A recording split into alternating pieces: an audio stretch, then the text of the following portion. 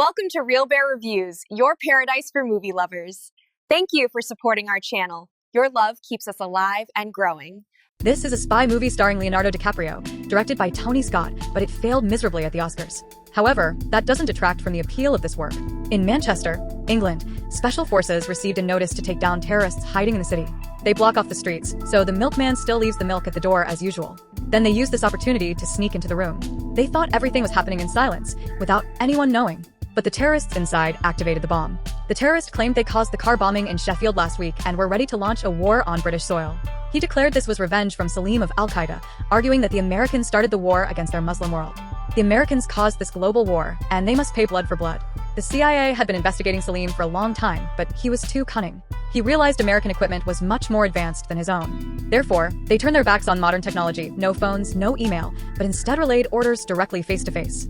All of them hid among civilians. This method gave the CIA a massive headache. Their high technology had absolutely no place to be used. As a result, the CIA could only use agents to seek out informers and gather a large amount of intelligence. Ferris was once a war correspondent. Now, he works for the CIA as an American undercover agent in Iraq. His mission this time is to track down Al-Saleem. Through his longtime informant, Bassem, Ferris learned about an extremist named Nisa.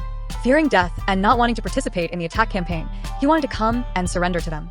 Ferris also feared this was a double agent, so he wanted to talk to Nisa. But this man was extremely cautious, forcing one of them to go ahead. Even an informant understood the brutality of war. Although it was for money, they were ready to accept death. While Bassem went looking for Nisa, Ferris also told the surveillance drone of the CIA to quickly fly away elsewhere, not to be detected. Nisa had a PhD and was fluent in 5 languages, but because he knew too much, the organization forced him to become a martyr. He originally had a passion to contribute to his country, but did not want to die. Therefore, he used the intelligence information to exchange for a plane ticket to the US. He gave Ferris a CD. It was a recording of Saleem's speech, in which he mentioned several bombings along with the explosion in Manchester. All were planned by their organization. Ferris reported this to his superior, Hoffman, and recounted the content of the video. "We must constantly counterattack. First the European continent, then American territory. We have shed blood. Now it's their turn to shed blood until it runs dry." Saleem's orders were conveyed verbally or through coded paper. The video also couldn't reveal his location. Nisa also didn't know Saleem's location, but he mentioned a safe house that Al-Saleem might have visited. Therefore, Al-Qaeda wanted to kill Nisa. Ferris wanted to quickly grant him political asylum, but Hoffman told him not to meddle in unnecessary matters. Let's see who will be the one to shoot from behind. Ferris' pretense was seen through by Nisa. These Americans just wanted to use him, but under a dark muzzle, he could only submit. He finally saw Ferris' face. Ferris couldn't easily let him leave. Ferris released Nisa in the street. He and Bassem secretly monitored. Sure enough, a group of people opened fire right on the street. They wounded Nisa, who was trying to escape, then put him in the car. Ferris immediately shot Nisa right in the head. He couldn't let him reveal his face, and then disappear into the crowd. Ferris felt a little overwhelmed inside. He expressed his dissatisfaction with Hoffman. Nisa shouldn't have died. Ferris didn't want to hear any sermons. He had to quickly gather intelligence and immediately head to the safe house that Nisa mentioned. He observed from afar that the people inside were burning a large amount of documents. He couldn't wait any longer. He immediately told Bassem to cover him. "If anything happens, shoot me." Ferris disguised himself as a local, lying that his car had broken down and he needed help. The other side was also extremely vigilant and wanted to frisk him. Ferris saw a person preparing to draw a gun, and Bassem immediately opened fire. Without hesitation, a fierce gunfight broke out, and Bassem also requested a helicopter from the CIA for reinforcement. Ferris took down the last one and entered the house, seeing someone holding a detonator. He immediately shot at the person and ran out of the room. He loudly called for Bassem to quickly retreat. Bassem helped Ferris into the car. He didn't want this trip to be in vain, still trying to retrieve some documents from the fire. As soon as the car drove off, a loud explosion occurred behind them. 2 Jeep cars immediately chased after and hunted them. Throughout the chase, both sides continuously exchanged fire. Finally, 2 reinforcement helicopters arrived, preparing to open fire on the Jeeps behind. However, the enemy had already raised their rocket launchers. Only Ferris was rescued. Bassem was completely annihilated. Only tiny bone fragments remained lodged in Ferris' flesh. Ferris was taken back to the base hospital. The documents he retrieved were also transferred to the headquarters. Hoffman traced over 700 new phone numbers from them. All of them could be tracked. In addition, there was a secret base in Oman that many Al-Qaeda members frequented. Ferris now only wanted to help Bassem claim a compensation amount, but Hoffman turned heartless. Ferris felt utterly speechless. The inhumanity was clearly visible in Hoffman. However, this guy didn't feel any remorse and directly assigned Ferris to be the overall commander of this operation to Oman to investigate the secret base. Furthermore, Hani, the head of Jordan's intelligence agency, would also coordinate with Ferris. They were also investigating Al-Saleem. However, Hoffman warned Ferris not to share any intelligence information. Don't forget that they're always selfish. After recovering, Ferris arrived in Oman. he saw that the intelligence officers here were still monitoring electronic communications. While the entire CIA knew Saleem only used face-to-face communication, therefore, this type of surveillance was just a waste of time and effort with no effect. They also didn't share intelligence information with Jordan Intelligence, so they still hadn't found any clues about the secret base. As the overall commander, Ferris fired the head of the intelligence station and took over all of his authority. The bald guy was furious, but could only vent his anger with threats and reluctantly left. The first thing Ferris did was meet the head of Jordan Intelligence, Hani, and provided him with very valuable information. Saleem has a secret base in Oman. He needed Hani to provide manpower to help monitor the location. Hani was quite surprised by this because Hoffman would never share information with them, even if he had any. Ferris immediately stated that he was not Hoffman, nor the former person in charge. He also had his own way of working. Hani was very pleased with Ferris. Only mutual trust could lead to genuine cooperation. Therefore, he also made his request, which was never to lie to him. Ferris and his subordinate, Sai, approached the secret base, monitoring a compromised Al-Qaeda member. He also spotted several of heinous agents disguised as civilians monitoring nearby. Suddenly, he saw a young man approaching the target. Sai then said that this person was Hoffman's informant. This infuriated Ferris. Why didn't anyone tell him about this person? He was clearly the overall commander in Oman. Why did Hoffman still have to send an informant to approach the target? If suspected, Al-Qaeda would immediately close the secret base, and all their clues would be cut off. Sure enough, things turned for the worst. The informant's unprofessional way of asking questions made the target suspicious, and he immediately got up and ran away. Hoffman was also a little worried now. It seemed everything was messed up. They could only continue to track the target. Ferris didn't have time to think. He was forced to chase the target.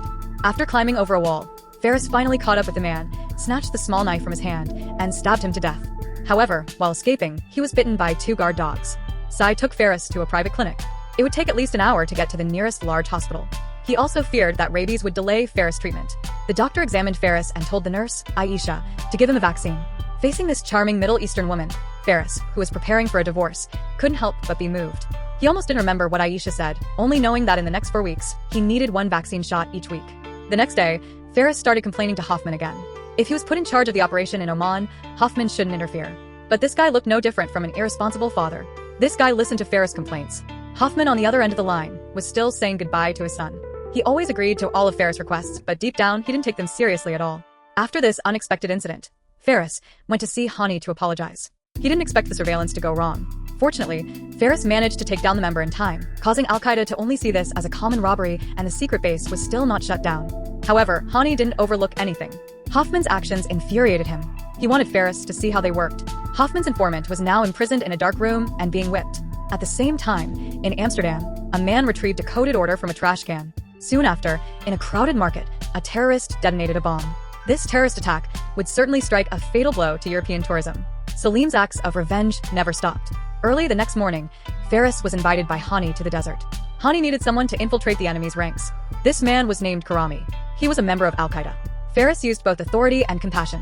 On one hand, he threatened Karami's mother's life. But on the other hand, he provided her with a large amount of high-quality necessities. Karami was moved to tears, hugging Hani's feet tightly and refusing to let go. He knew what he should do: infiltrate the enemy's ranks and wait for Hani's order. However, this news was immediately grasped by Hoffman. Although the terrorists didn't use phones, Hani did. The CIA monitored the entire Middle East, including the communication devices of some important figures. The American intelligence system was extremely powerful. They wiretapped the leaders and key agencies of many countries, even plotting to overthrow the governments of some nations. Therefore, Hoffman called Ferris immediately. He wanted to know all the information about Karami. Ferris flatly refused. He didn't want to anger Hani and disrupt their cooperation. But Hoffman came to his apartment himself. The next day, they both went to meet Hani. Hoffman got straight to the point. He needed Hani to share intelligence information about Karami. Hani's authority was clearly revealed.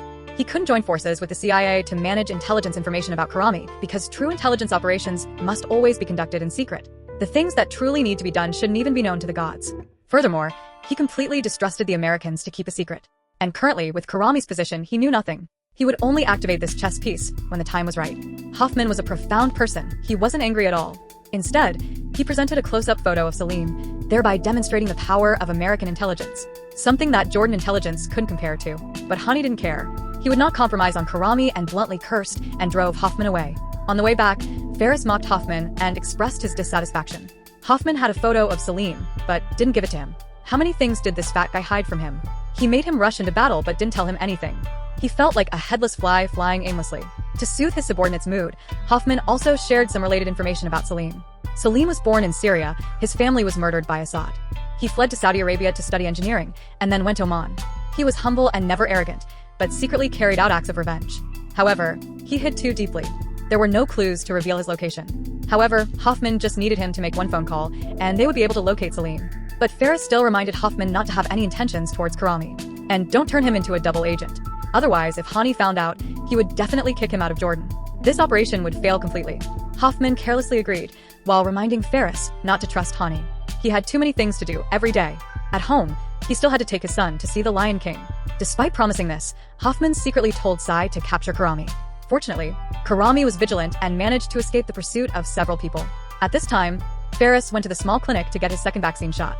He also told Aisha that he was divorced. Was he hunting now? Hunting for novelty in someone who wasn't his ex-wife. Ferris was not one to back down when faced with difficulties. He shamelessly invited Aisha out for a walk. The two talked quite congenially, but when Ferris took Aisha home, he was taken away by heinous subordinates. The secret base had been burned down. Ferris didn't need to think to know that Hoffman had definitely messed up again. Next, he was taken to a landfill. Sai was kneeling right in front of him. Although Sai insisted it wasn't Ferris' order, Hani no longer trusted him. He ordered him to leave Jordan immediately. Within 12 hours, Ferris returned to Washington to find Hoffman. Because of this fat guy's eagerness to succeed, the entire operation was messed up. Ferris even felt that Hani seemed to want to kill him. He didn't hesitate to kick this fat guy down. This guy hid everything and even secretly investigated him. He even knew about his relationship with Aisha. Hoffman was still not angry. He was like a fat guy who never got mad. He never cared about whether to cooperate with Hani or not. He just wanted his men to infiltrate Saleem's ranks. Ferris suddenly came up with an idea. They didn't need to actively seek out Saleem. They could stage another terrorist attack themselves. That way, Saleem would react. Whether it was panic or excitement, he would at least contact these terrorists. Their purpose of self-staging would be achieved. First, they needed an Arab who looked like a suitable terrorist to play the main role in this attack. Through the hacker introduced by Hoffman, they narrowed down a Jordanian architect, a person whose large commission came from Islamic charities. Then the architect transferred this money to the jihadists. Of course, he also embezzled quite a lot of money from it. Ferris first contacted the architect via email to discuss a business deal. After that, he went to Dubai to meet him. When signing the contract, Ferris intentionally pulled open the window and took a photo of the architect's transaction with an unofficial Al-Qaeda member. Then, taking advantage of the architect going to a bar, Ferris snuck into his hotel room. He had the hacker hack the architect's computer, falsifying a few transfer records to the jihadists. After completing the job, Ferris received a call from Hani telling him to return to Jordan immediately. Hani said he shouldn't be angry with him. The two reconciled, shaking hands and apologizing. Hani also chatted with Ferris that Aisha would also be very happy when he returned. Sure enough, all of Ferris' actions couldn't escape the eyes of the CIA and Jordan Intelligence. Sai picked up Ferris outside the airport. Ferris warned him to know his place, to know clearly who the boss was here. Don't constantly overstep your authority. Then, he went to the clinic to find Aisha. Aisha also realized he had feelings for her. But she said they could only date if her sister agreed, because her sister raised her from a young age. Ferris went to Aisha's sister's house as a guest, but her sister expressed strong dissatisfaction with the current situation. Hearing that Ferris was a political consultant, she became even more distrustful. She had suffered a lot in the Iraq War, but the irony was that she wanted to live in the US. Ferris cleverly replied, maybe they could switch passports. Her sister would go to the US to live, and he would stay here forever. He reached out his hand, wanting to shake Aisha's hand to say goodbye, but Aisha hesitated, looking upward. Her sister was watching them from upstairs, and the neighbors around were also looking at them with cold eyes. Hani received some photos from his friend in the Saudi Arabian Intelligence Agency. It was a photo of the architect and the person arranged by Ferris together in the bar. He was a little confused, not understanding why these two unrelated people were together. He wanted to investigate clearly with Ferris what this architect wanted to do. Then he gave this document to Ferris and once again reminded him, don't forget we are allies and must help each other. Even heinous intelligence agency was deceived. Ferris immediately had the hacker use the architect's email to send a letter of encouragement to the jihadists, hinting that he would launch a notable attack to attract Saleem's attention. Then, using the excuse of a technical issue, he tricked the architect into going to Turkey. While the architect was discussing the project with the person they arranged, a large explosion occurred at the US Air Force Base in Turkey. Authorities confirmed this was another terrorist attack, but it was the action of an Al-Qaeda branch. This attack was more sophisticated and better funded than previous terrorist acts. It was an attack targeting US territory.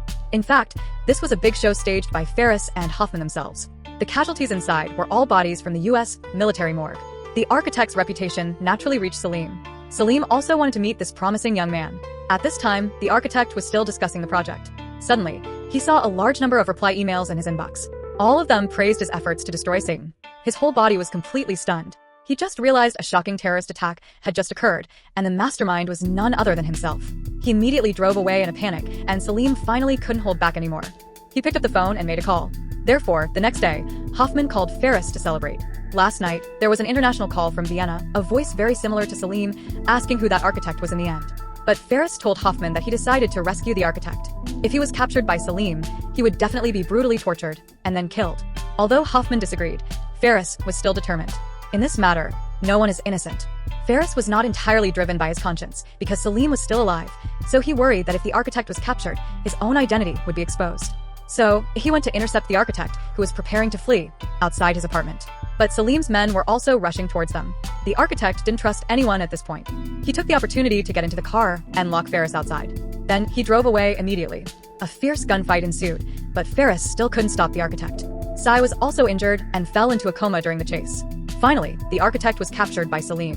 But he truly knew nothing until he remembered Ferris. The only person who contacted him recently was this person. Saleem also realized this must be a trap, because the architect was not a rising jihadist star at all. He immediately and unceremoniously dumped the architect at a landfill. Hoffman informed Ferris that the architect was dead. Ferris understood that, in a strict sense, he was the one who caused his death. However, there was one thing he couldn't understand. The original purpose of designing this terrorist plan was to find Saleem's location and capture him. However, Hoffman had overheard a lot of information from Saleem, but remained silent. They should have known Saleem's location, but Hoffman always insisted on not saying anything. Ferris had had enough. He was fed up with this deceitful job. Hoffman never told him the truth, not even providing a little useful intelligence information. He didn't want to continue working. Ferris returned to his apartment and found an envelope on the floor. Inside were candid photos of him and Aisha. He understood that Aisha was in danger. He quickly called, but no one answered. He immediately ran to Aisha's house. No one was inside, but the teapot was still warm, and there was a streak of fresh blood in the kitchen. With no other choice, Ferris sought help from Hani. He also told him everything about the architect. Everything was manipulated by him from behind. He begged Hani to save Aisha. Hani refused to help. Ferris had to turn to Hoffman. The result was that the first thing this guy said as soon as he got off the plane was a sarcastic remark. "You should have told me you were serious about that girl." Ferris was certain Aisha had been taken by Saleem. Hoffman then analyzed 2 points. First, the people who took Aisha were manipulating the situation. Perhaps they were very close to Saleem. Second, they knew Aisha was his friend, so they interrogated her. Maybe she was already dead. Suddenly, Ferris received a text message from the kidnappers providing him with a phone number. Ferris called back. After confirming his identity, the other side asked him to go to the designated location to exchange for Aisha. Ferris agreed, without hesitation. Even Hoffman didn't object to his plan. Could it be that he truly believed in Ferris' love, or did he want to use him to lure the snake out of its hole? Ferris got into a van. After a long drive, he was taken to a desert area. The CIA surveillance system was constantly tracking him. But then, several jeeps drove up, constantly driving in circles. The dust obscured Hoffman's view of the situation inside. Ferris was blindfolded and put into a jeep. After that, the cars separated and drove in different directions. This time, even Hoffman didn't know which one to follow. Ferris didn't know where he was being taken. The person sitting opposite him was Saleem. To capture Ferris, he had to pay a considerable fee. Ferris said he was at a loss because the US would not exchange prisoners with terrorists. But Saleem still felt it was very worth it. Because Ferris was a CIA agent, he came here specially. He started to mock him, saying that these people were just slaves to the Saudi Arabian oil tycoons and the companies that sponsor them. When they stop pumping money to you, all of you will turn into dust in history. Saleem was not angry. He told Ferris the purpose of the camera behind him. It would record the images of Ferris being tortured to death. That was his best counterattack against the United States. Ferris then realized the person standing behind Saleem was Karami, heinous undercover agent. So he started to mock Saleem. Among your subordinates, there is a traitor. He works for Jordan Intelligence and Jordan Intelligence works for the CIA. Saleem laughed loudly. How could he believe the provocation of a dying man? He used a hammer to break Ferris' little finger, letting him experience the consequences of lying. But Ferris still didn't give in. He cursed that Saleem had been compromised for a long time and even spat in Saleem's face. Saleem and Karami walked out of the interrogation room, leaving the others to execute Ferris. After reciting a passage from the scripture, just as a terrorist's sharp knife was about to stab Ferris' chest, a group of fully equipped soldiers rushed in. It turned out that Hani had led his subordinates to save Ferris. As Saleem got into the car, he discovered that the driver had become heinous security officer. It turned out that Hani had taken Aisha, or more precisely, invited her to leave, and did not harm her at all. Then, he sent someone to send a text message to Ferris and took him to the desert. But the person who picked up Ferris in the desert was not his man. It was actually Saleem's subordinate. However, thanks to the intelligence information passed out by Karami, he managed to save Ferris in time. Saleem was finally captured. Ferris' mission also ended perfectly. Hoffman offered him a director's office, right opposite his office, with a higher salary and a not-so-low position, but Ferris refused. He wanted to withdraw and stay in the Middle East. Ferris was undoubtedly an excellent subordinate. Therefore, Hoffman couldn't let him leave easily. Hoffman warned Ferris that he wasn't safe here, but Ferris replied that he wasn't safe anywhere. Ferris accused Hoffman of abandoning him and asked if Hoffman understood the meaning of that. In this matter, no one is innocent. Hoffman repeated this sentence many times, with an increasingly serious tone. Before the benefit of absolute power, all of them were just ants. Even if Hoffman encountered trouble one day, he would say this sentence to himself. Perhaps this was one of the few sincere words of Hoffman in this movie. Of course, perhaps there was one more sentence. Absolutely do not have children.